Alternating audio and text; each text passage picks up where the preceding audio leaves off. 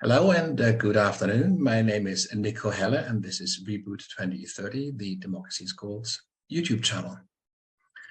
Today we'll be talking once more about the climate, or climate change rather. And we'll be looking at the scope and limitations of impact investing. In other words, the impact investment can have, positive impact investment can have on the climate. By investing in green energy, yes, indeed, but also the green industries more generally, into clean tech, and into any industry really that can have a positive impact, make a contribution to the transition to a negative carbon economy. My guest today to discuss this topic is Young-Jin Choi. Young-Jin is head of impact and ESG at Vidia Equity, based in Munich. Young-Jin is an economist. He's also a mechanical engineer, and he studied management, and he's got an undergraduate degree in politics, philosophy, and economics. He's worked previously at Deloitte and at 3M, and just before joining Vidia Equity, he worked at Phineo, a not-for-profit consultancy looking at, again, ways of making the world a better place. Now, I can see that Young-Jin is here already, so let me invite him in. Young-Jin, there you are. How are you? Hello, Nico. I'm doing well. Thank you. How about yourself? I can see you much better now. You're kind of growing. That's good. Excellent. Good to see you. Same here. You know, it's funny, as your hair gets shorter, my hair seemed to get longer. Isn't that funny? Yeah, indeed. That's interesting. I'm so glad to have you on Reboot 2030. Young-Jin, let me sort of jump straight in. You've been an impact advisor on impact investment now for some time. And you can see both the opportunities that exist within impact investing, but you can also see its limitations. Sometimes in a very frustrating way, because of course most of these limitations are man-made. But so let's start with the challenges. What is kind of holding back impact investment? What is sort of diminishing the kind of returns that impact investment promises, not just financially, but also in terms of contributing to a faster, accelerated transition to a negative carbon economy? What are the main challenges that you see, the main hurdles at present? Yeah. So thanks for asking that question. And I think what applies to, I'm looking at it mostly from a climate finance lens, right? But it also applies to impact investing in general, because what we are mostly dealing with here are externalities, which are social costs that are currently not priced by the market. And you have most visibly, of course, climate-related and greenhouse gas emissions-related externalities. But externalities are, I think, when we think about everyday life, there are different kinds of also positive contributions to society that are not really being valued or priced by the market, right? And there are other kinds of costs. Think about health costs of tobacco and so on that are not properly priced. So externalities are actually rather common, but what's surely specific about the climate crisis is the magnitude, the scale, the risks, the immense extreme risks that are now associated with these externalities. I think before that, or without the climate crisis, it was still possible, to move on, right, or to engage in economic activities without, being actually exposed to extreme weather events and causing immense damages and so on. So this is certainly something that has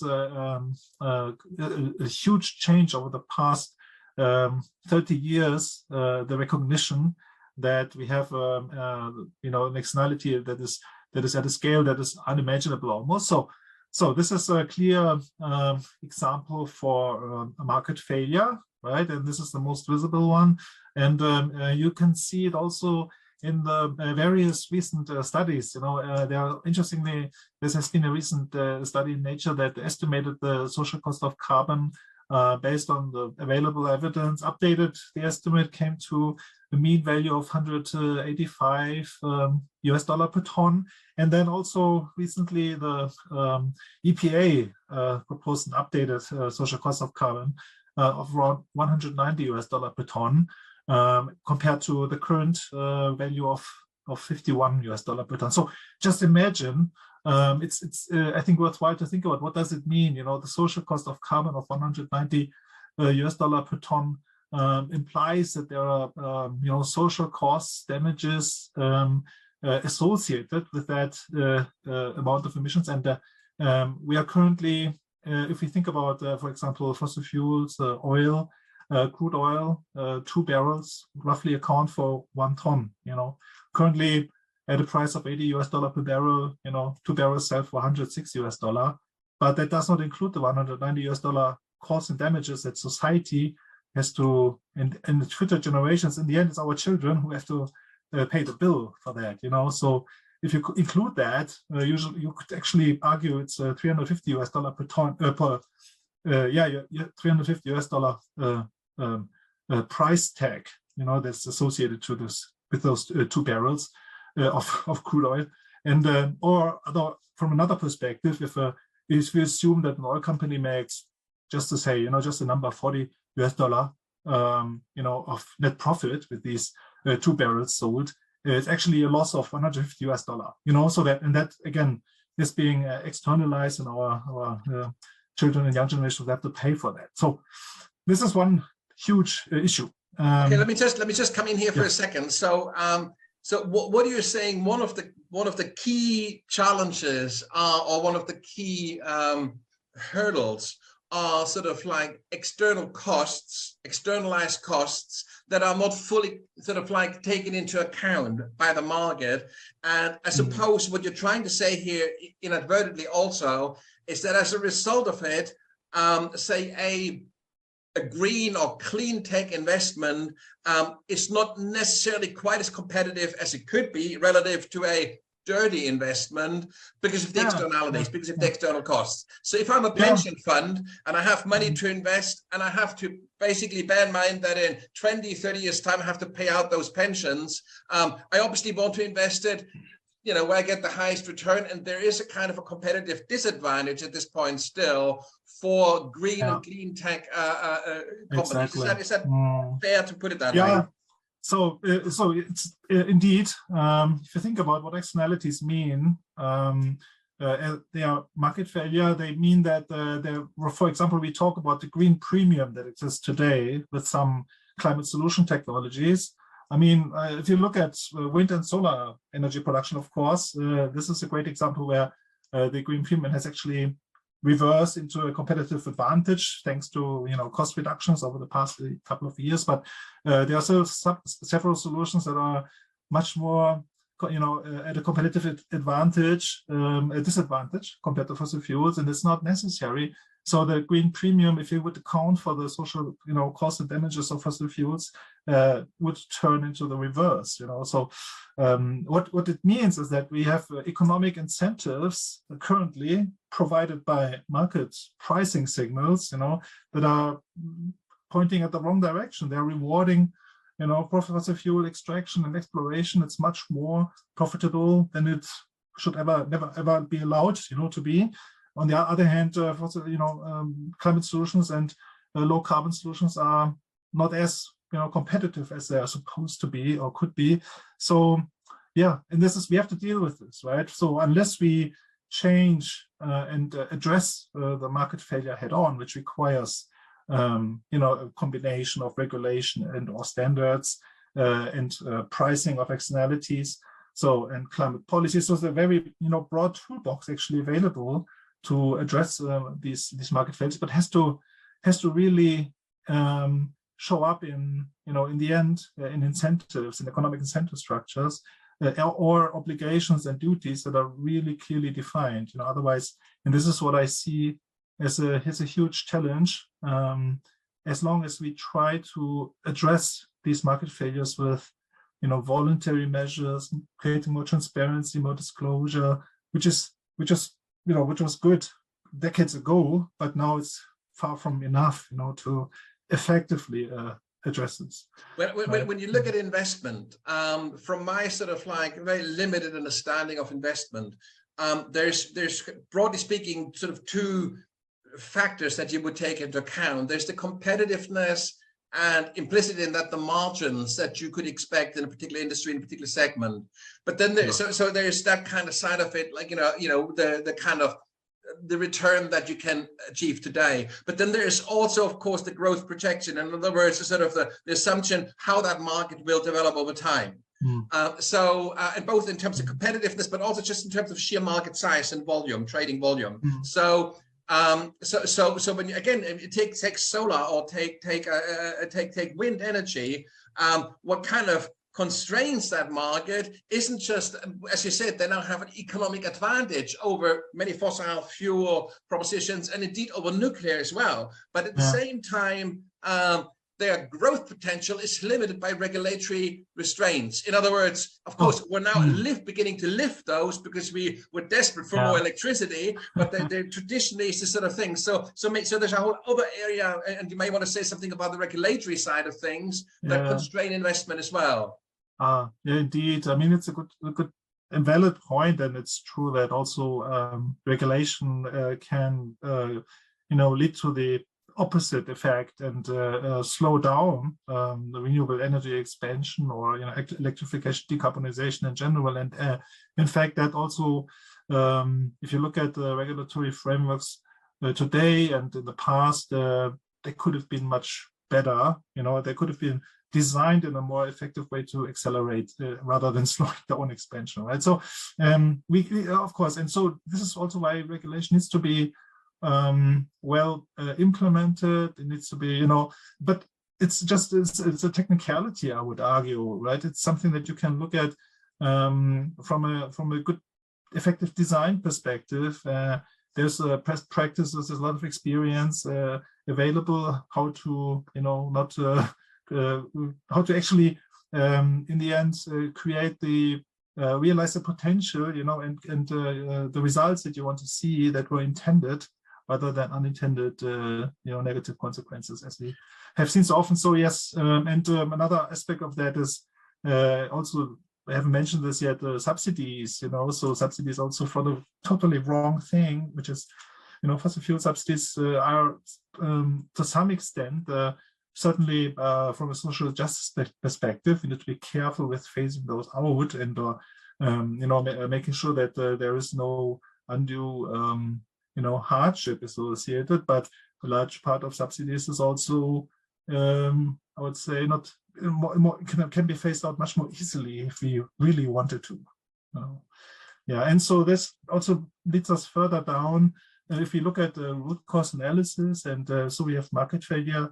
We have, on the other hand, we could address market failure through effective, well-designed regulation, but we also have regulatory failure. At least if you look back the past, few decades, we haven't really managed to address market failure effectively. So, and there are various reasons also why our political systems were not well equipped or capable of implementing the regulatory measures, right? Climate policies, strong climate policies, and part of that is certainly a huge amount of misinformation, think tanks that have been funded by the fossil fuel industry and special interests and lobbying efforts, right? That were also actually working against the democracy and the capability of the state to address market failure.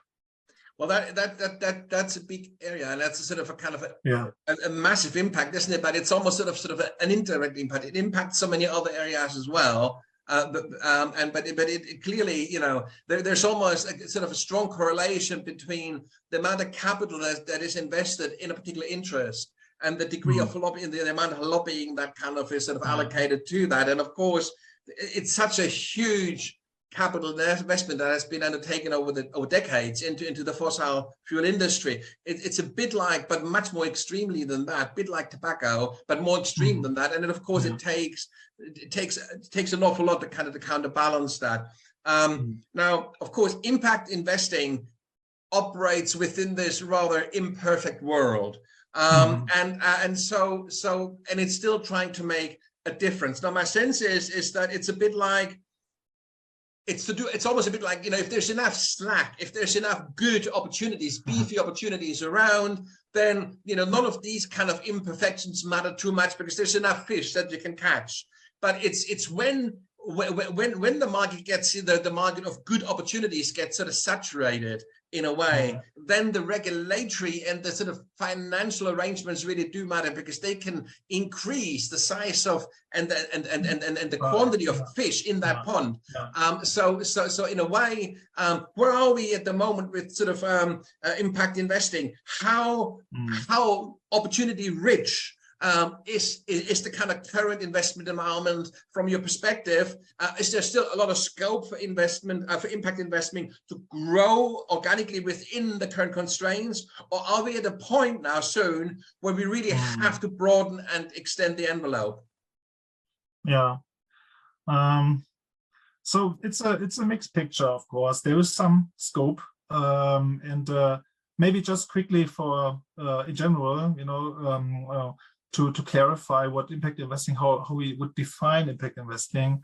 It's a practice or, you know, investment approach where you try to address a societal challenge. You try to contribute to, you know, to companies or assets that address this challenge, and you do this intentionally with a clearly defined strategy in advance, and it's also documented, you know, ideally.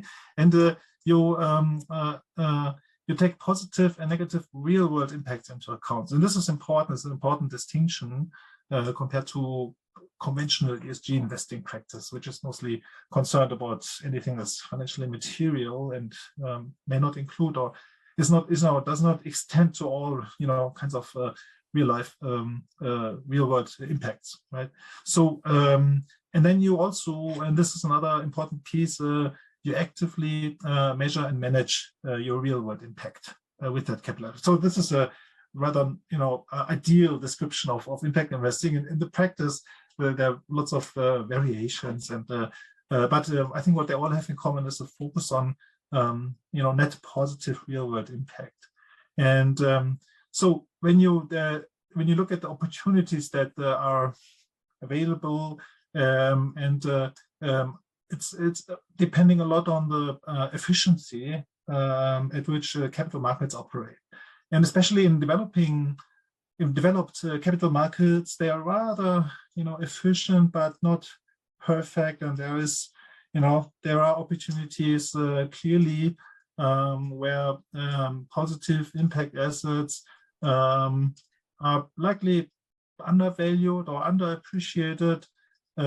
So these are very, very nice opportunities to take advantage of, and moreover, in, you know, more frontier or developed, you know, low-income country capital markets, those tend to be much more inefficient. There are much more opportunities of profitable, you know, positive impact assets.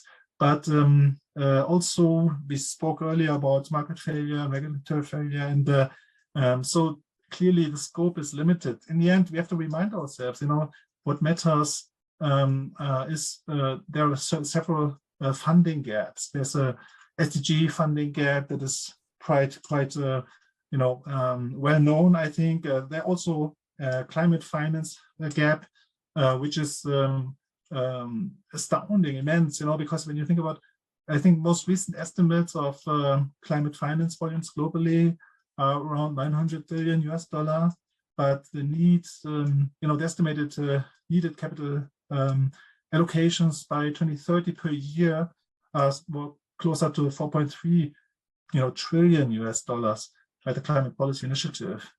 So more than quadruple the current amount. And then also the IEA makes estimates that we need to, you know, substantially increase current allocations. And so the question we ask ourselves is, how can we close this gap. Again, you know, this is not something that you can close by simply creating more transparency, because the market failure is so huge that it requires a complete, you know, shift in the market where you open up the opportunity space of investable assets by making positive impact assets more profitable and negative impact assets less profitable, less attractive, you know, by various ways, right? So pricing or standards or mandates, whatever.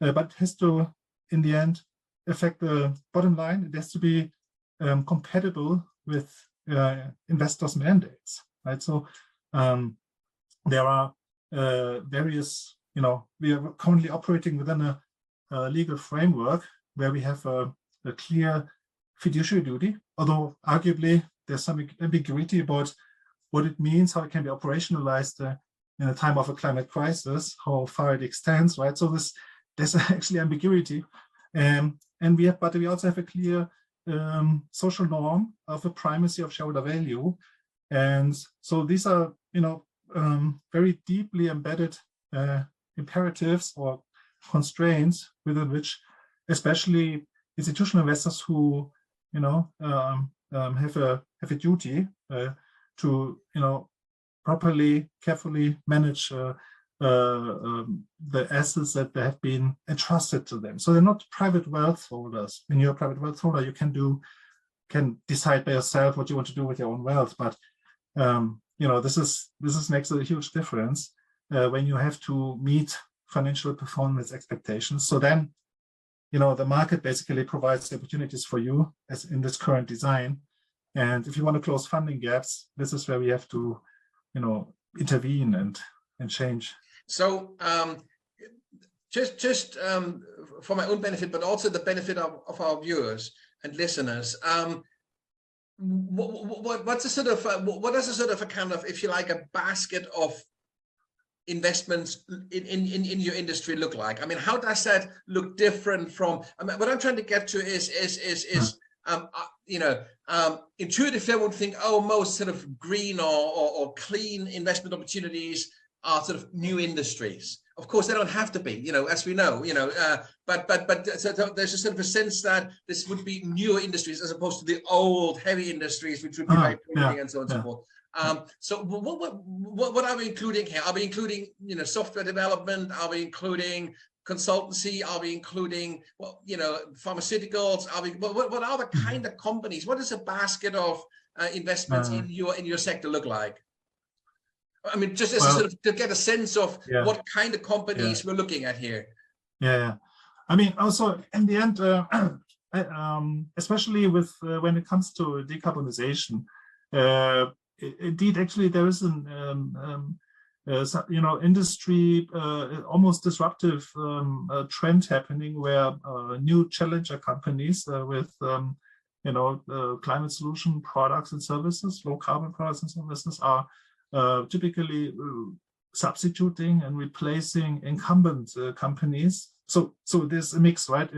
Either they are replacing, you know, gaining market share over, you know, fossil fuel based products and services, or the incumbents are capable of transforming, you know, their business models and their product offerings quickly enough to stay in the game, so as I said. But you know, the history of market dynamics shows that there's usually you know, a shift happening of new companies getting market share. I remember from my old days at business school, we you know, there's this distinction between sort of like in terms of competitive advantage, in terms of cost advantage versus sort of differentiation advantage. In other words, do you compete on cost or do you compete on some other dimension? It could be quality, it could be whatever. And of course, within the kind of climate kind of industry, if you like, cost might be a factor, you know, that a more cost competitive company comes up and does the same thing, but does it cheaper. But it may also be that there's a company coming up who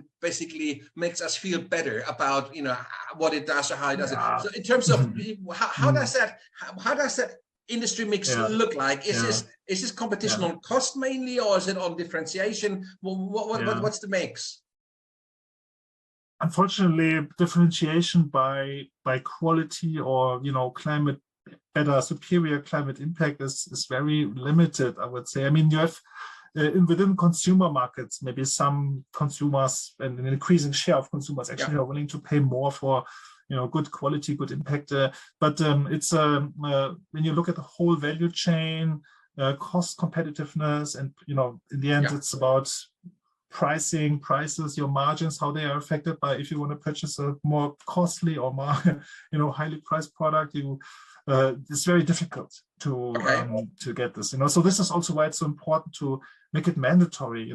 It's nice beginning. It's nice to start with, to internally, for example, apply carbon pricing, also to support strategic decision making, where you want to invest next, which one you want to prioritize in the anticipation of increased carbon pricing, more stringent and more ambitious carbon pricing in the future that is going to be mandatory, right? So you're anticipating that, and you already applied, and actually this might give you should give you a competitive advantage. But without that, if it's most industries, it's so important to be price competitive. And so this is this is also why there has been a fundamental shift when it came to solar and wind power generation, at least in developed markets. So this is where they became price competitive, even superior, highly profitable, attractive assets.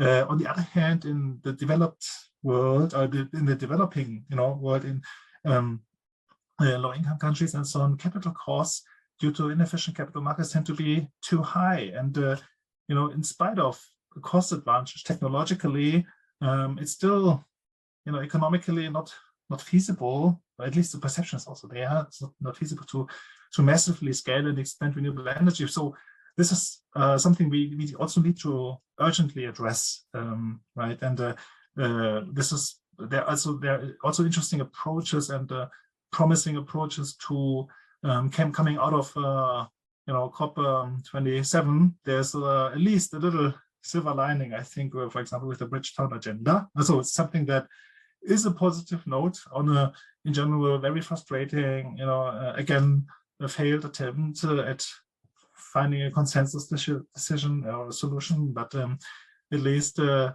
has been recognized that blended finance models are needed. Capital cost differences between developed and developing markets have to be addressed if we want to scale renewable energy globally, right? So, but the difference between, price competitiveness is key, and this is a nice metaphor of a cube of ice, which changes its state depending on whether it's 0 degrees or slightly above 0 degrees. So it's a marginal change in matter of temperature degrees, but it makes changes the whole aggregate status also from ice to liquid. And as we know, liquid flows much easier.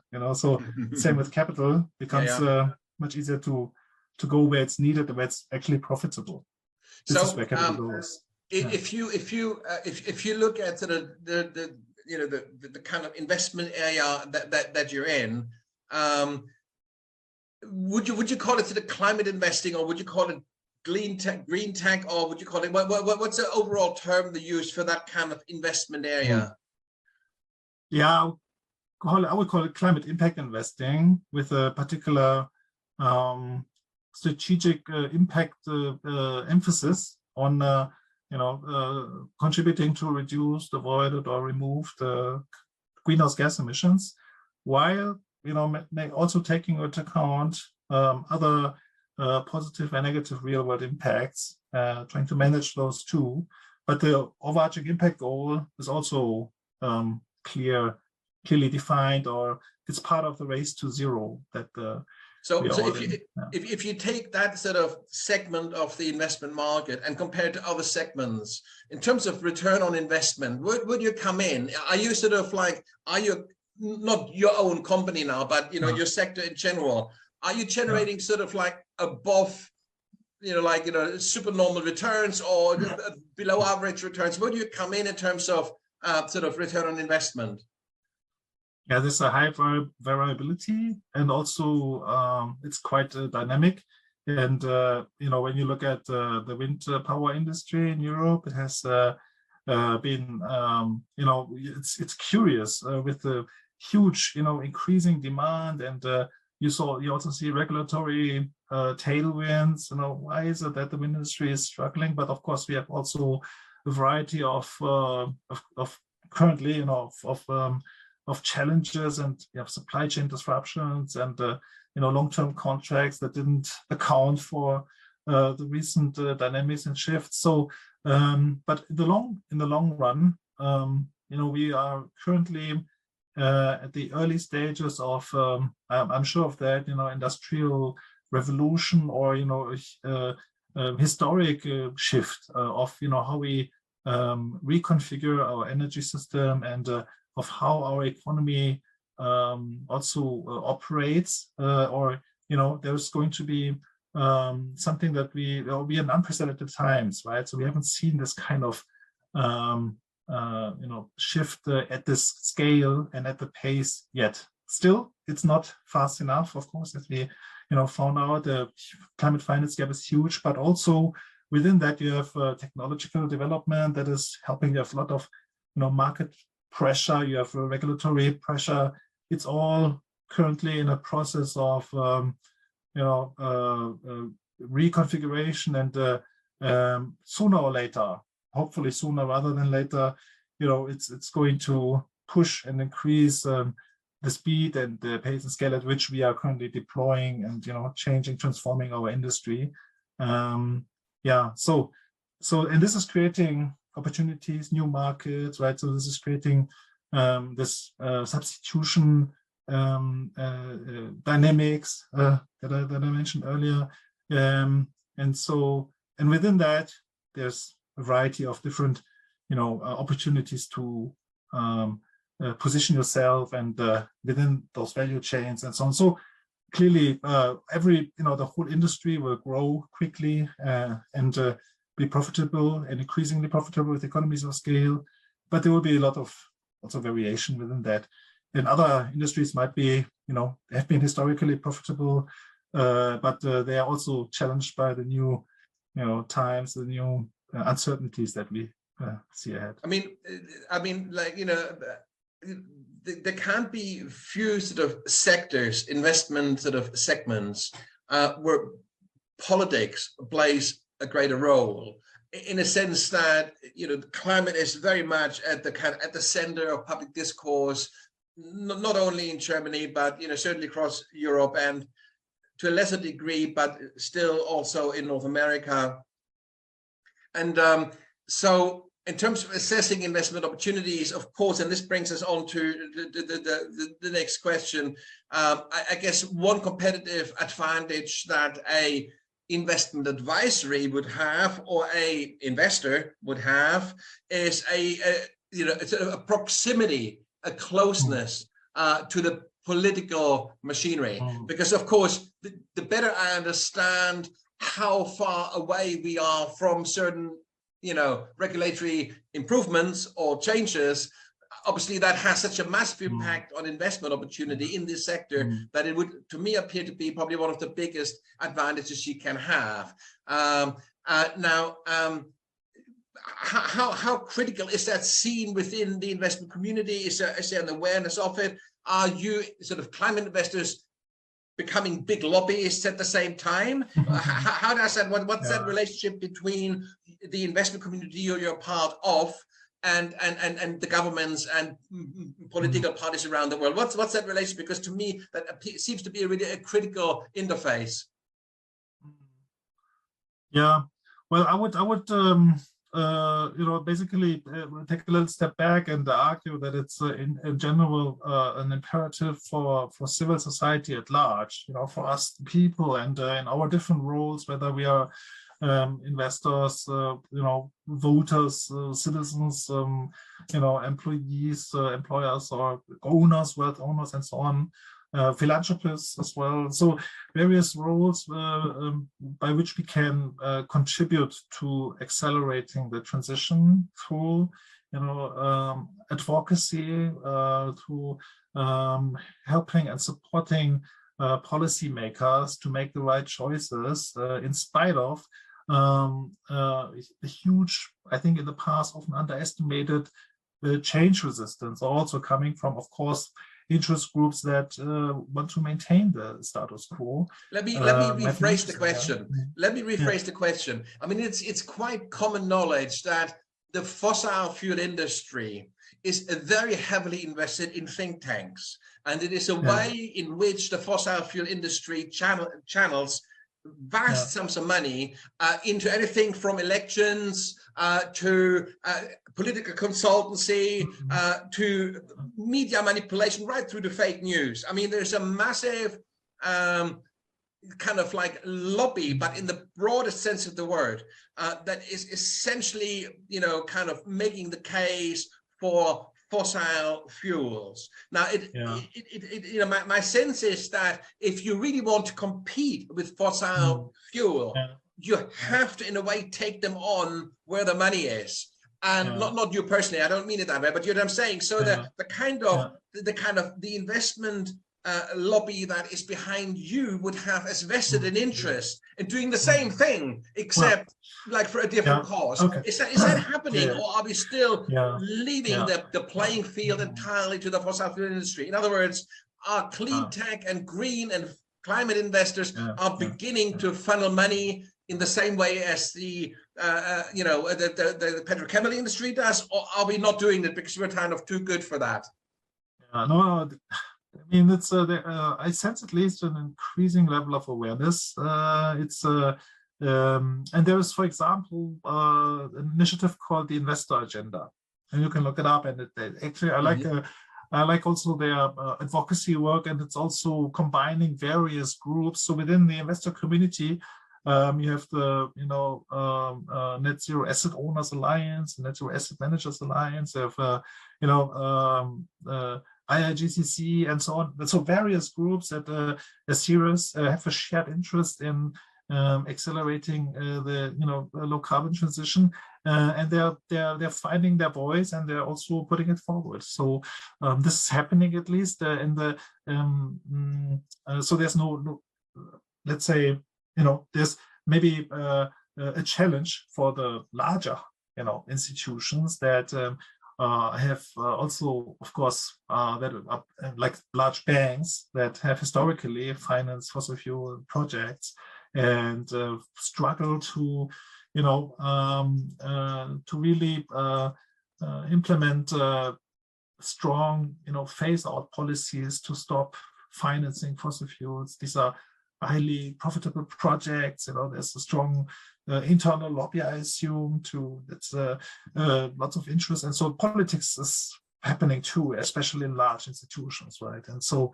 but looking from outside, they have been not. It's disappointing, right, that they have been not as consistent compared to the net zero pledges that they made, and then there's some kind of relatively weak policy on not funding thermal coal or something, but it's leaving loopholes. In the end, gas projects are still being funded, and the question is also: is this the right way to voluntarily pledge not to finance something when you have huge market pressure by customers and other interest groups, in turn, shareholders who want you to perform economically? And so I would argue the leverage point is somewhere else, where you work together with policymakers to make these, fossil fuel projects just much more expensive or phase them out prematurely. There are various ways to, rather than voluntarily expect institutions to change their behavior. Right? And of course, there's a big difference because, of course, the fossil fuel industry would be engaged in defensive behavior. So this would be about maintaining a sort of outdated status quo. It would mandate to keep investing in the building of roads or into whatever it might be, like into fossil fuel driven industries.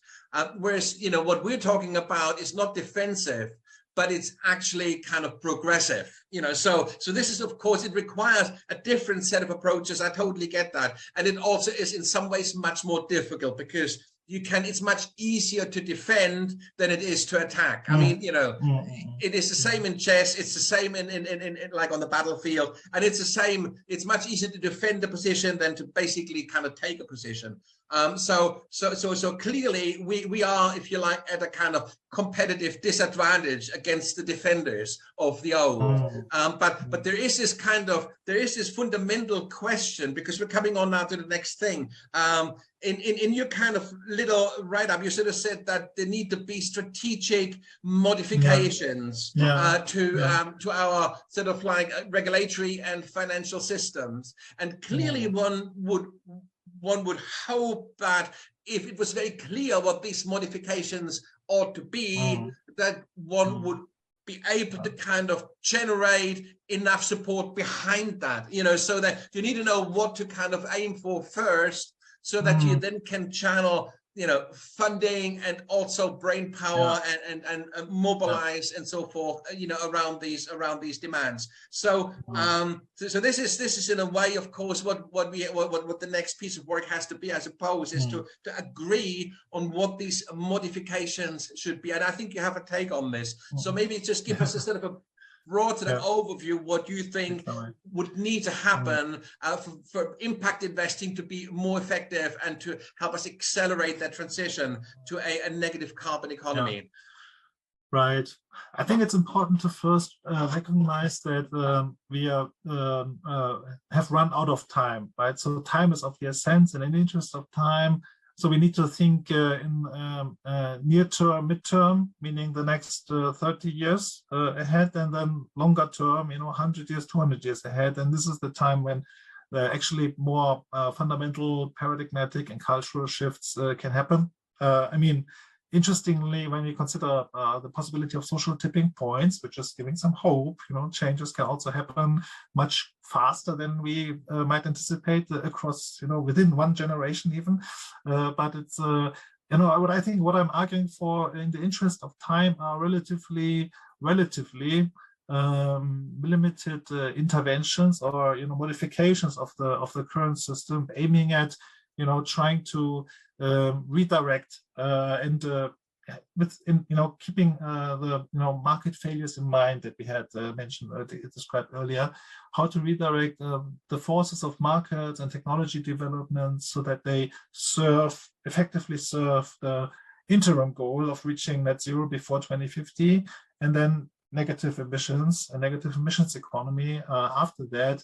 And this is something that we need to expand our time horizon beyond 2100, into the 2200, in the 22nd century. But for now, interest of for the next 30 years, what is it? What we can do pragmatically? So one is rapidly ramp up climate finance volumes. I'm thinking of there's interesting work by Mariana Mazzucato, who is arguing also for a much stronger role of public investments, targeted, mission-driven, to catalyze private funding. And we need, so the whole, I mentioned the climate finance gap earlier. Could you just elaborate a little? Public investment to catalyze private funding. What do you mean by that? So I mentioned earlier the Bridgetown agenda as an example, or the climate finance gap, which needs to be closed. And I think both public and private capital plays a role, but private capital is more constrained. It's depending on risk return and financial performance expectations that meet the current mandates, right? And so how can we provide that? And public finance is not depending on this, financial, so it can prioritize a public interest, like winning the race to net zero, But that to me sounds like subsidy. Is that what you're talking about? Not necessarily. It's just more risk-taking. It's a more flexible capital that can be used, for example, to take out risk of projects through first loss terms, for example. So whenever it comes to a loss, first it's being absorbed by the public capital tranche before private investors lose their money, right? So this is how you can shift the risk or make risky investments much more attractive. Just one example, a variety of ways in which public finance and public capital can be used as to catalyze, to attract and crowd in private capital. And how can we scale that? This is the key question, of course. Is there, on the one hand, underutilized, some fiscal space, or is there, actually, how are we thinking about how public capital, what role it plays and what's currently available? And there's an interesting example of special drawing rights. The IMF is also involved in supporting the idea of utilizing that, source of capital. There's a modern monetary theory that is interesting to consider, right? And there's a proposal by Young-Jin, the Global Carbon Reward Initiative, that you also spoke about, creating a carbon currency to that end, right? So interesting ways, and I think underutilized potential there.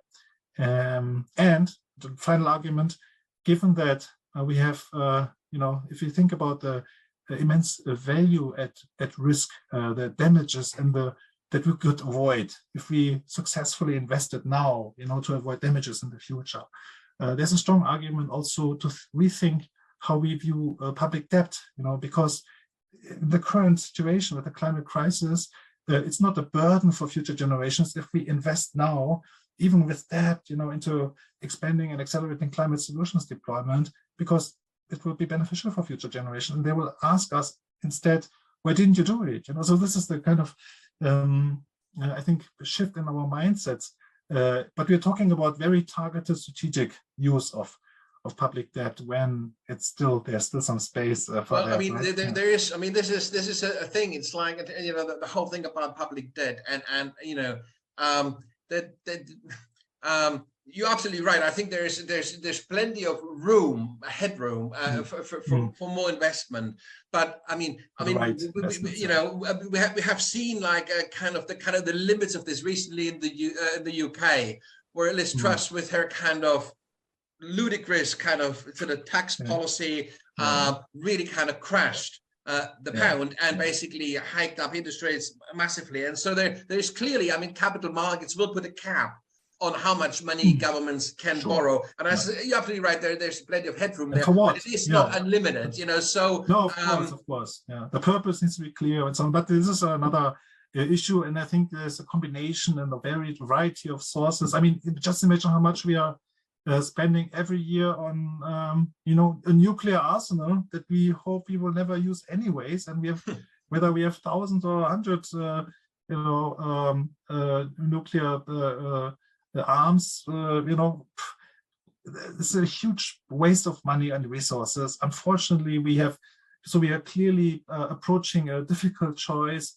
Either we manage to collaborate internationally, as one species for shared prosperity for future generations of humanity, or we, in the worst case scenario, we just overspend into militarization and conflict over scarce resources because we fail to mitigate, the threat multiplier, which is the climate crisis. Anyways, so I think that from you and from my point of view, the business case for public investment, the business case for a regulatory framework that would penalize, carbon, and that would, support sort of like the transition to sort of a low carbon economy. That's absolutely strong business case as far as we're concerned. But clearly, you're going by the last climate conference in Egypt, or did you know the next one next year? Do you know where it's going to be? It's an absolute joke. It's going to be in Saudi Arabia. I mean, Jesus. UAE.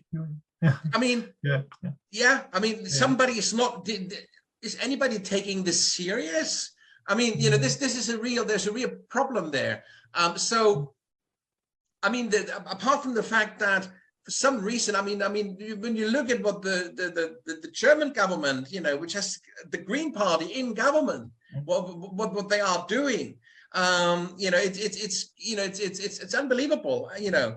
Building gas terminals that will not be used for another 5 years, but caving into all kinds of like lobbies who are now see a huge opportunities to expand both fossil fuel and we're kind of, we have a green, like certainly a green component, and nothing's happened. So if the Green Party in Germany can somehow stand against this, against this sort of flow, against this, who can? I mean, what are, in your opinion, and what is holding up these fundamental changes that clearly need to happen? What is kind of like holding this back?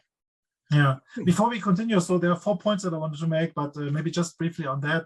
I think part of the challenge has been that the business case or the investment case for early investments in climate finance and climate mitigation in particular, for extreme or immense amounts of avoided damages and co-benefits and growth, jobs creation and so on, green growth or quality growth, something that is can also be managed continuously to become more sustainable and has to be managed to do so, has been underestimated, or it wasn't really. I think there's still ambiguity around this, the clear net benefits and welfare creation of successful climate mitigation, which requires upfront investments now, right?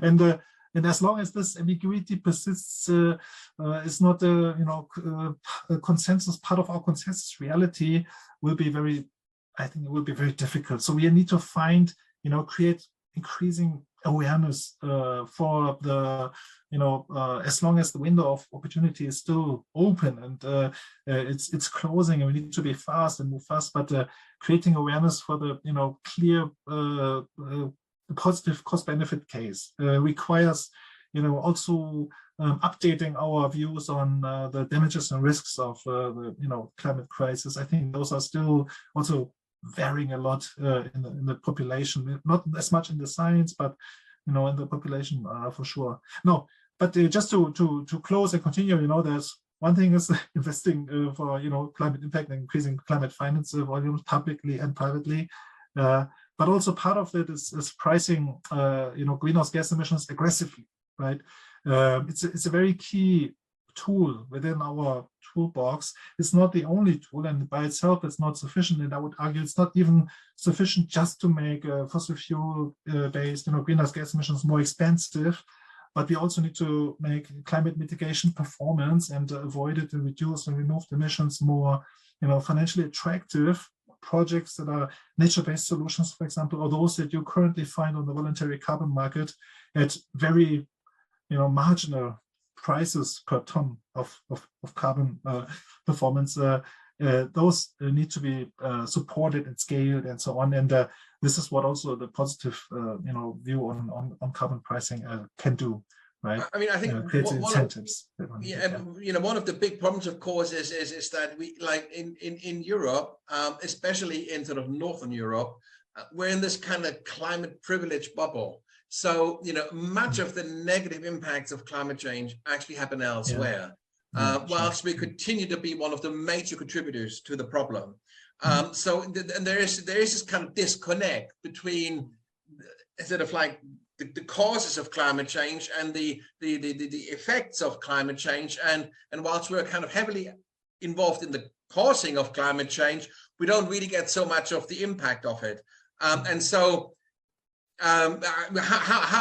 what kind of strategies exist to kind of basically pull people out of this climate privilege bubble, to burst it early whilst not all the damage has been done? Is there, how do you deal with that kind of problem that we're causing it but we don't feel it?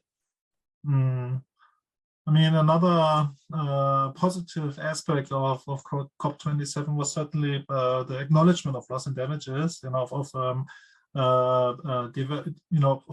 various low-income countries being disproportionately exposed to climate risk, vulnerable to extreme weather events and so on. And so these are risks that also have become uninsurable, right? Or there's clearly there's some kind of justice issue at hand, not just intergenerationally, but also globally, it's a tough ethical challenge that requires also changing our view on development cooperation and how much we are willing to spend on the one hand, supporting transition and low carbon economies, and on the other hand, also increasing loss and damage facilities and finance and so on, and especially in also reconstruction, resilient reconstruction and climate positive reconstruction after climate disaster events, right? So this is going to continue, and part of the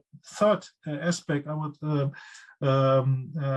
bring forward ties into this or can be combined, because I would argue for an improved legal standing for nature and future generations, which is currently comparatively too weak. And if with an improved legal standing, I think those climate litigation charges could be much more successful, and especially internationally and so on. And I think this is also the case, of course, for an improved legal standing of vulnerable, nation states that are currently disproportionately affected, right?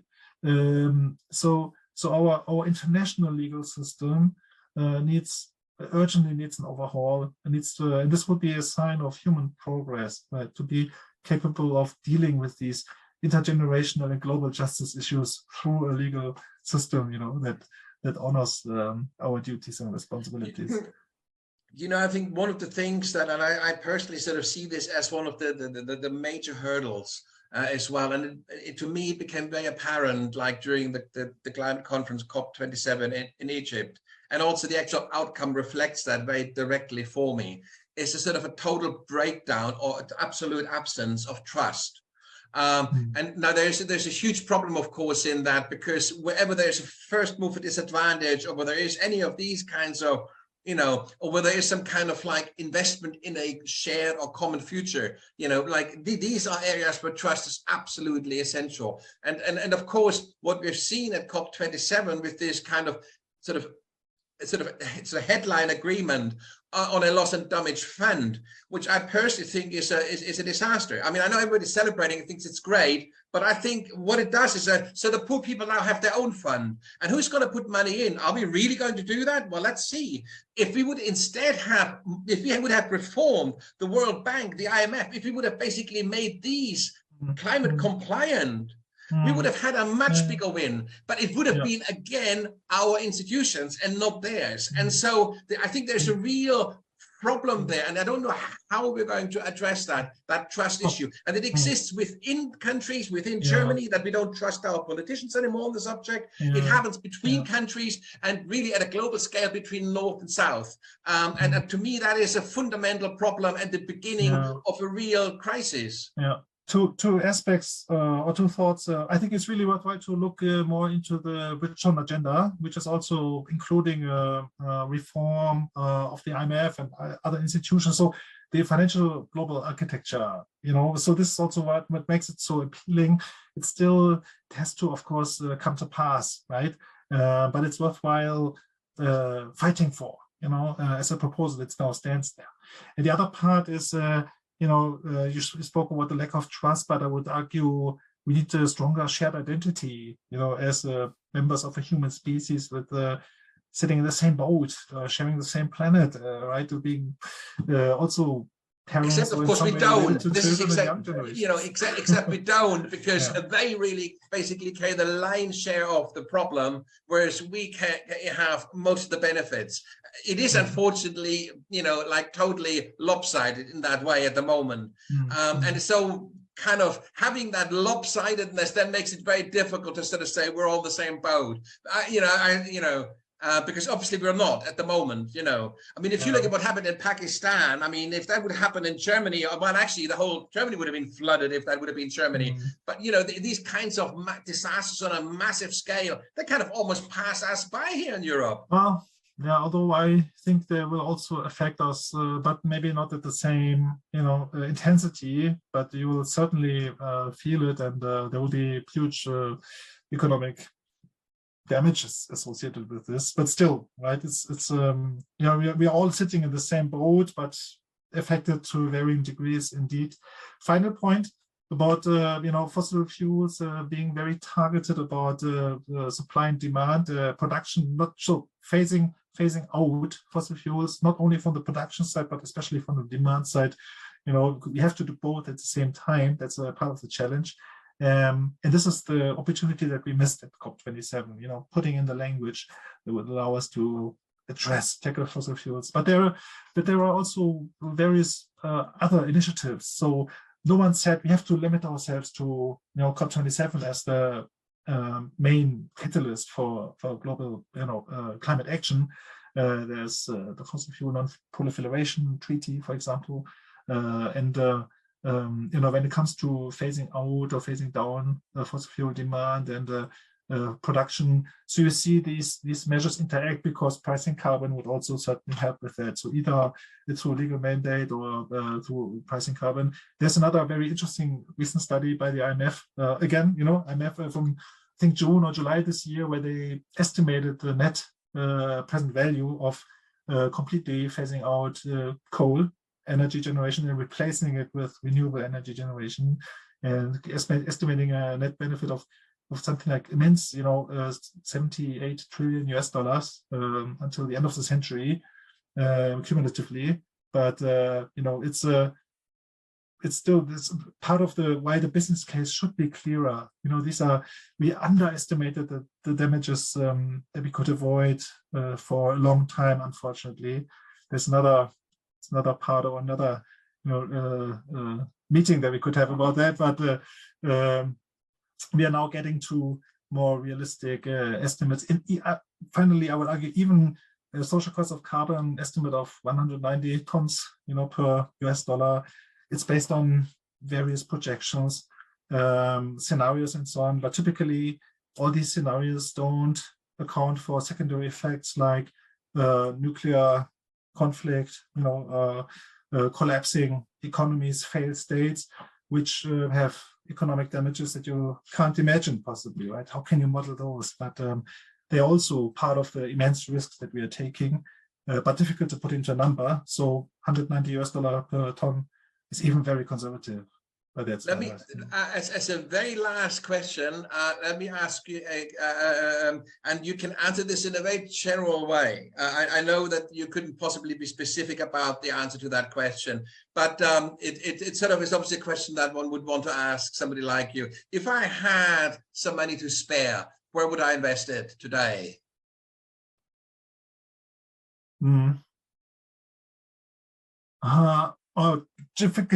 General answer, in climate solutions, look at Project Drawdown. Could it be a bit more specific? I mean, would you invest it in a startup? Would you invest it in a kind of fund? Yeah. Well, I would want to make sure that you are funding new projects, fresh, so that the assets also receive the capital directly, rather than purchasing stocks, for example. So you have a greater impact potential by helping, new deployment and infrastructure to emerge. Yeah. Excellent. Well, thank you very much. This has been really, really interesting. Young-Jin, we definitely continue that conversation at the moment, but let's see how this goes. My sense is that it probably is a good idea to have like a sort of a catch up once a year. And if something happens in between, we can do a spontaneous session. But so then we kind of, over the next couple of years, get a sort of a kind of a narrative going of how this industry develops and how the shape of the industry changes, of the impact investing industry. And so to have that as a sort of an ongoing thing, and if in between things happen, we can schedule an interview on specific topics that as we see fit. How does that make sense? Let's do that. Sounds good. Thank you, Nico. Well, thank you very, very much. It's been, as always, been really, really interesting and very illuminating. Thank you for joining me today. Thanks. Bye. Thanks. Cheers. Bye-bye.